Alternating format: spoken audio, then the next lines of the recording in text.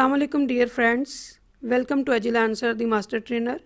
आज हम एक नया टॉपिक टीचिंग मेथड स्टार्ट करने लगे हैं। टीचिंग मेथड एक ऐसी चीज़ है जो एक टीचर की क्रेडिबिलिटी को शो करता है। टीचर की कामयाबी और नाकामी का सेहरा टीचिंग मेथड पर ही है कि वो कैसा पढ़ाने का तरीका इस्तेमाल करता है जिससे स्टूडेंट उसकी क्लास में दिलचस्पी से सबक पढ़ते हैं और सबक सुनाते हैं। हमारे पास ऑलमोस्ट 19 टीचिंग मेथड्स हैं। इसमें हम लोग कुछ टीचिंग मेथड्स आज डिस्कस करेंगे और आने वाले लेक्चर्स में ये सिलसिला जारी रहेगा, क्योंकि इतने ज़्यादा टीचिंग मेथड्स को एक लेक्चर में कवर करना काफ़ी मुश्किल काम था, तो उसको हमने चंद लेक्चर्स में डिवाइड कर दिया है। आज हम लोग इसमें लेक्चर मेथड को डिस्कस करेंगे और डिस्कशन मेथड को डिस्कस करेंगे, उसके एडवांटेज और वो क्लासरूम में किस तरह से अप्लाई होता है, ये सब कुछ डिस्कस करेंगे। लेकिन इससे पहले कि लेक्चर का आगाज़ हो, मेरी आप सारे दोस्तों से गुजारिश है जिन लोगों ने अब तक हमारा चैनल सब्सक्राइब नहीं किया वो चैनल सब्सक्राइब कर लें और बेल आइकन को भी ज़रूर दबा लें ताकि आने वाली वीडियोस आपको फौरी तौर पर और बर वक्त मिल सके। तो स्टूडेंट्स चलते हैं अपने लेक्चर की तरफ।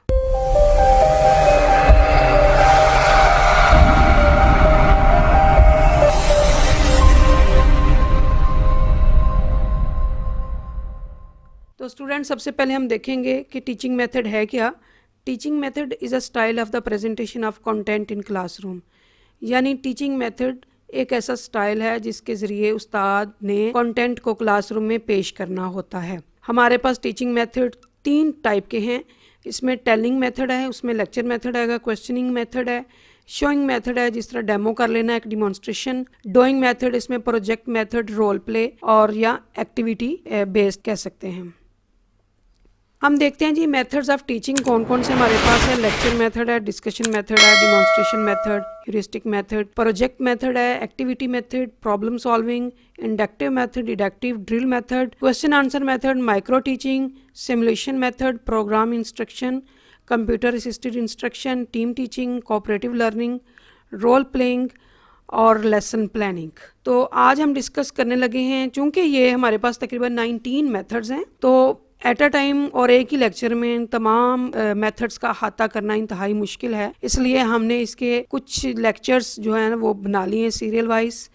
जिस तरह हमने फ़िलासफ़ी के किए थे या साइकोलॉजी के किए थे, इसी तरह हमने इसको मुख्तलिफ़ हिस्सों में डिवाइड कर लिया है।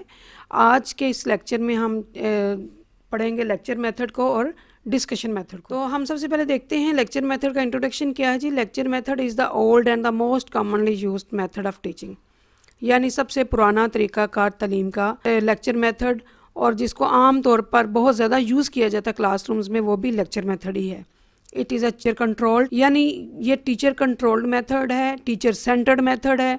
इसमें क्लास का सारा रोब कह लें, सारा लुब्बे लुबाव वो टीचर पर डिपेंड करता है। एंड इंफॉर्मेशन सेंटर्ड अप्रोच, और इंफॉर्मेशन सेंटर्ड अप्रोच भी इसी मेथड को कहा जाता है। In which the teacher works as a sole resource in classroom instruction, यानी इसमें टीचर सिंगल पर्सन होता है जो क्लासरूम को इंस्ट्रक्ट कर रहा होता है, डील कर रहा होता है, और उसमें बच्चों को मुदाखलत कम करने का मौका मिलता है। In lecture method only the teachers talk and students are passive listeners, यानी सिर्फ टीचर बोलता है, टीचर डिस्कस करता है, टीचर बताता है, एलेबोरेट करता है, लेकिन स्टूडेंट्स उसमें पैसिव होते हैं, उनका कोई अहम किरदार नहीं होता लेक्चर के दौरान। हमारे पास टाइप्स ऑफ लेक्चर मेथड हैं जी 2। इलस्ट्रेटेड मेथड है where the speaker relies on visual aids for lecture, यानी लेक्चर को वो खूबसूरत बनाने के लिए विजुअल एड्स का इस्तेमाल करता है। और दूसरा है जी ब्रीफिंग टाइप, जहाँ पे वो बग़ैर किसी सपोर्टिंग मटेरियल के सिर्फ डाइस पर खड़े होके अपने लेक्चर को कन्वे करता है, आगे बच्चों तक पहुँचाता है। एडवांटेज क्या है जी लेक्चर मेथड के हमारे पास? सबसे पहले टाइम सेविंग मेथड है, large material in short time, यानी एक ऐसा मेथड है जिसमें हम थोड़े वक्त में बहुत ज़्यादा मटेरियल बच्चों को पढ़ा सकते हैं। इसको टाइम सेविंग मेथड भी कहा जाता है, और बहुत ज़्यादा स्टूडेंट्स को एट अ टाइम पढ़ाया जा सकता है। New content can be easily introduced, इसमें जो नया कंटेंट आए या न्यू रिसर्च आए उसको आसानी से इंट्रोड्यूस करवाया जा सकता है, क्योंकि इसमें बच्चे टीचर के कंट्रोल में होते हैं और टीचर जितना चाहे कंटेंट बच्चों को इंट्रोड्यूस करवा ले। Teachers personality can impress the student, teacher की जो पर्सनैलिटी होती है वो भी स्टूडेंट को बहुत हद तक इम्प्रेस करती है। वो किस तरह से कि बच्चे बाज़ औक़ात वैसा ही बोलने की और वैसा ही करने की कोशिश करते हैं जैसे उनके पसंदीदा टीचर्स करते हैं। Habit of concentration in student can develop, किसी चीज़ पर फोकस करने की हैबिट जो है वो बच्चों में डेवलप होती है। Very high order of cognitive objective में भी अचीव, इसमें बहुत हाई रैंक की आप कह लें अचीवमेंट की जा सकती है बच्चों को सिखाने की और पढ़ाने की। इसके कुछ डिसएडवांटेज भी हैं जी।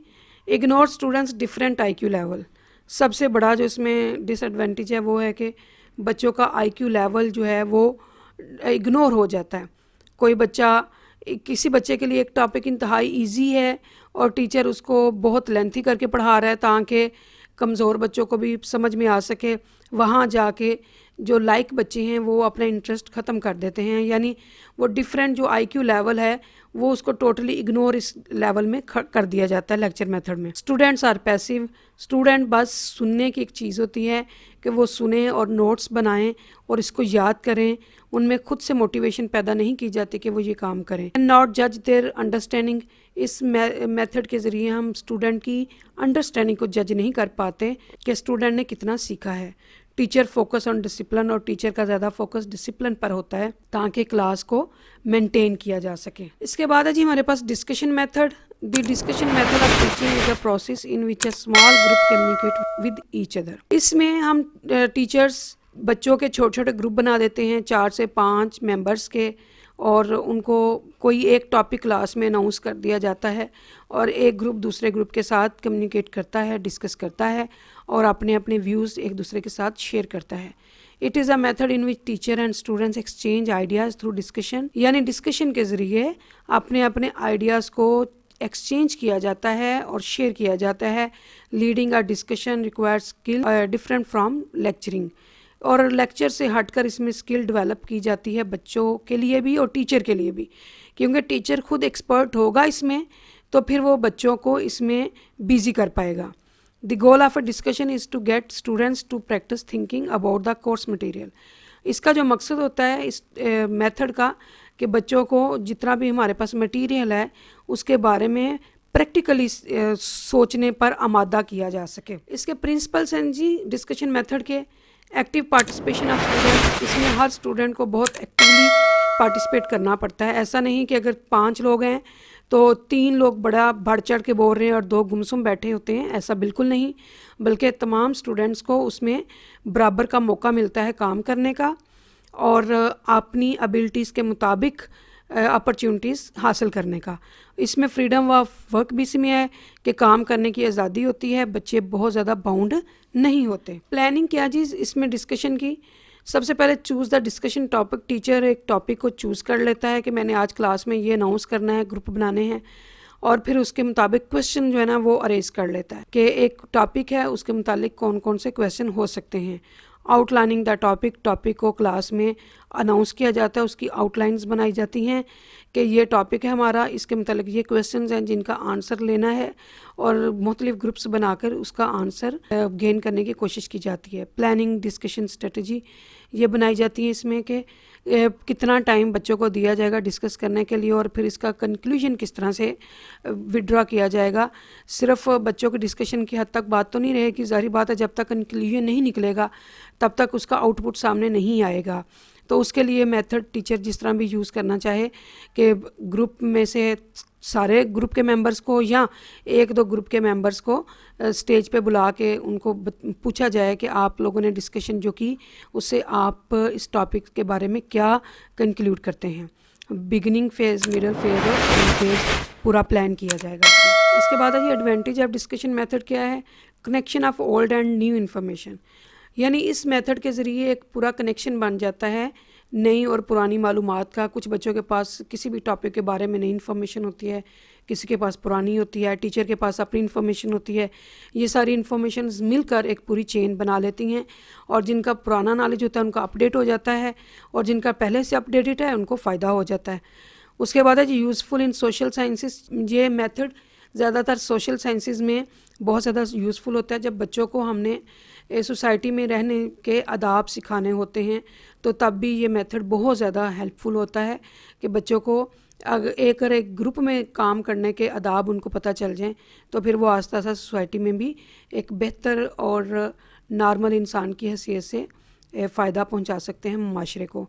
प्रैक्टिकली इफ़ेक्टिव इन्वॉल्वमेंट, इसमें बच्चों की प्रैक्टिकली जो इन्वॉल्वमेंट है वो ज़रूरी होती है और ये बहुत ज़्यादा इफ़ेक्टिव मेथड है बच्चों में उनका कॉन्फिडेंस लेवल ग्रूम करने के लिए, और उनको पता चले कि हमारे अंदर ये एबिलिटीज़ हैं, हम किसी के साथ डिस्कस कर सकते हैं, कोई मैटर है हम उस पर अपना पॉइंट ऑफ व्यू देंगे तो उसको अप्रिशिएट किया जाएगा, उसको रद्द नहीं किया जाएगा। प्रमोट रिलेशनशिप मेथड में जो सबसे अहम चीज़ है वो ये कि इसमें बच्चे का रिलेशन जो है वो डेवलप होता है, ना सिर्फ अपने ग्रुप मेंबर्स के साथ बल्कि दूसरे ग्रुप मेंबर्स के साथ भी, टीचर्स के साथ भी, और इसी तरह वो आस्ता आस्ता एक सोसाइटी में रहना सीख लेता है। तो स्टूडेंट्स, ये था आज का हमारा लेक्चर। उम्मीद है आपको लेक्चर पसंद आया होगा। लेक्चर पसंद आने पर इसको ज़रूर लाइक कीजिए, शेयर कीजिए और कमेंट्स की सूरत में हमारी हौसला अफजाई भी कीजिए। मज़ीद इसी लेक्चर की सीरीज़ के साथ जल्द हाज़िर होंगी, तब तक के लिए अल्लाह हाफ़िज़।